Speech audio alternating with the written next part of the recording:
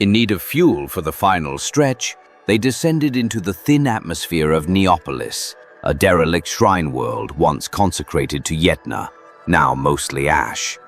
They sat down amid smoking craters and collapsed cathedrals, where fractured saints stared blind into the fog. The scanners whispered of life stirring nearby. Elberin ventured alone towards a solitary spire piercing the haze. Within, cloaked in incense and crackling static, he found the Sibyl of Nive, a tech oracle, more circuit than flesh, entwined in the dreaming husk of an imperial cogitator core. Suspended in a lattice of corroded limbs and humming vox tubes, she glowed faintly in the flicker of lumen runes. Elberin knelt at the threshold of her sanctum. I have awaited you, son of Illyris. You know my name. By what art? Your father calls to you from the Necrovault. He holds vital knowledge for you. How can I go to him? To enter, you must bring the Omni Sigil, a relic code of golden alloy, grown from the corpse of a saint and encoded with machine script. It will show itself only to one whom fate has marked. Her trembling, half-metal arm rose, pointing towards the shrouded ruins beyond. Elberin stepped from the spire, scanning the fractured skyline. The Sibyl's gesture offered little clarity, but as he hesitated, 2 reconnaissance drones, sent by Hertha, materialized. Silently, they pivoted mid-air and darted north, weaving through broken spires and shattered marble. They guided him to a tomb. Inside lay the curled remains of a techno-saint, encased in kiscalis and bone, its skull etched with sigils. A faint glow pulsed in its chest cavity.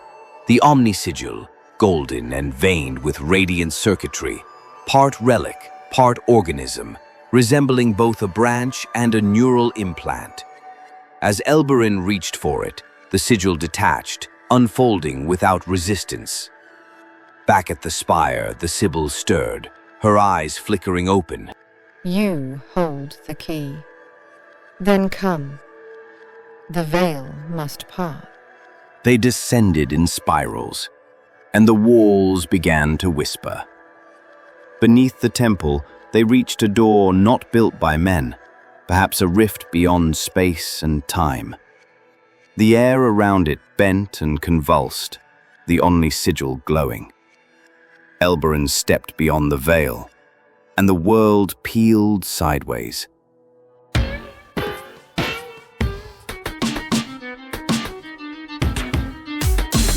Space here were failing. What little light there was bent unnaturally in spirals. The ground beneath him had no texture. His breath no longer matched his heart. The Sibyl led him fast, moving without apprehension. Each footfall sent ripples through the surrounding space, as if he walked on the skin of some vast, sleeping body.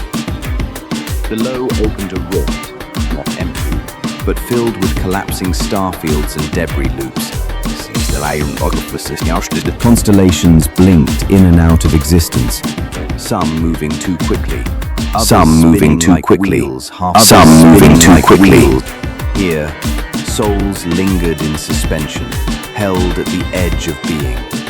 Most were silent, some wept, others clawed at the edges, desperate to cross. Elberin stepped closer and halted. Among the lost, he saw Bryn. The helmsman's body was gone, but something remained, stretched thin, mouth open in a silent scream, falling forever. Elberin reached for him, But the Sibyl pulled him back. He cannot return. His death was not sealed by burial. He will drift here, not judged, not punished, only suspended. Above the chasm floated a ferryman automaton, its frame skeletal, levitating on grav thrusters guiding the dead for millennia. Presented the Omni-Sigil, and he ferried them across the chasm. Beyond lay the plains of mourning, a suspended realm heavy with sorrow. Here clustered the dead who perished from love, longing, or broken oaths. Their formed oblivion. Elberyn slowed, his steps faltering.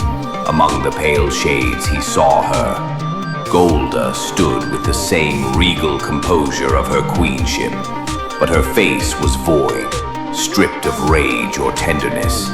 Golda, I never wished you pain. As long as breath remains in me, I grieve for you. She did not answer. Her eyes drifted over him, then slowly she turned away.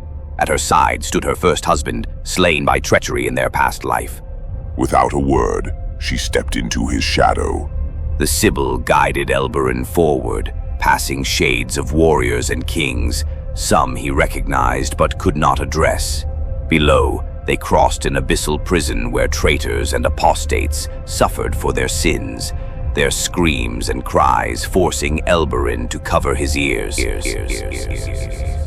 At last, they reached an endless meadow of pulsing silver strands beneath a white sky. There stood Elian, free from the frailties of age.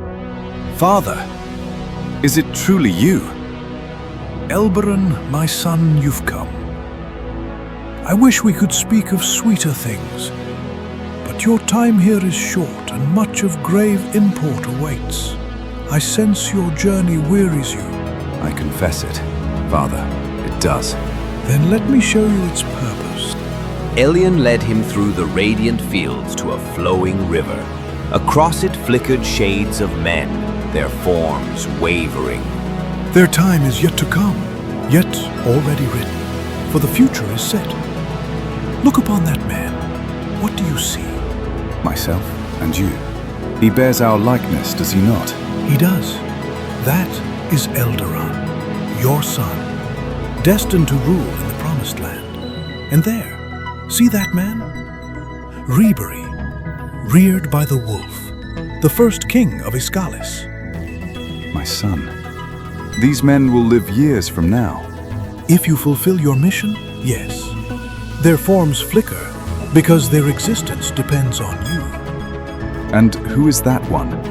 The golden figure? That is Alakan, the fulfillment of our blood and destiny. He will stretch Iskalis' dominion across the Milky Way, uniting the galaxy under our empire, the culmination of our race. Do you see now why you must persevere, why you must found our city? I'm uncertain, Father. How can I be sure what the right choice is? Which path to take?